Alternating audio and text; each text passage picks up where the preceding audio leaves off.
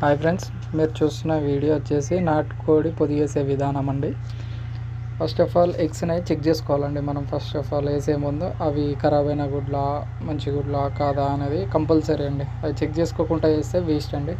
Smell వచ్చేస్తాయి, కోడిపోయిన పడే అవకాశాలు ఎక్కువ ఉంటాయి. అవి ఎగ్ వలిగితే ఇట్లా అసలు స్మెల్ అనేది చాలా గలీజ్గా వస్తుంది. అందు గురించి చెక్ చేసుకోవాలండి. ఫస్ట్ ఆఫ్ ఆల్ మేమైతే చెక్ చేసుకుంటున్నాము.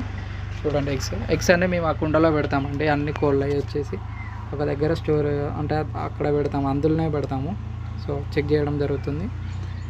నెక్స్ట్ మనం ఒక కాటన్ అంటే బీర్ కాటన్ అయినా ఏదైనా కాటన్ బాక్సులు ఉంటాయి కదా, దాంట్లో చూసుకొని ఉనక అండి. అది ఒడ్ల పొట్టు తెలుసు కదా, ఒడ్లు బియ్యం పట్టిస్తాం కదా, ఆ పొట్టు, ఒడ్లోకి వచ్చిన పొట్టు వేస్తాం. ఎందుకంటే అది ఫ్లెక్సిబుల్ ఉంటుంది. కోడి అనేది ఒకవేళ తొక్కినా కూడా ఎగ్ అనేది అంత ఈజీగా పలగదండి, ఫ్లెక్సిబుల్ ఉంటుంది కదా. అందు గురించి ఉనక అనేది ప్రిఫర్, ఇదైతే బెటర్.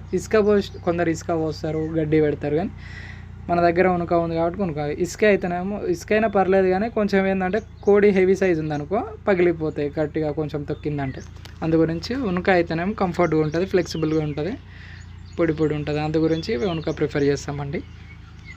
ఇదే అండి ఒక కోడి వేసాము, మంచిగా అది పొదిగిందండి, కంఫర్ట్గా ఉంటుంది.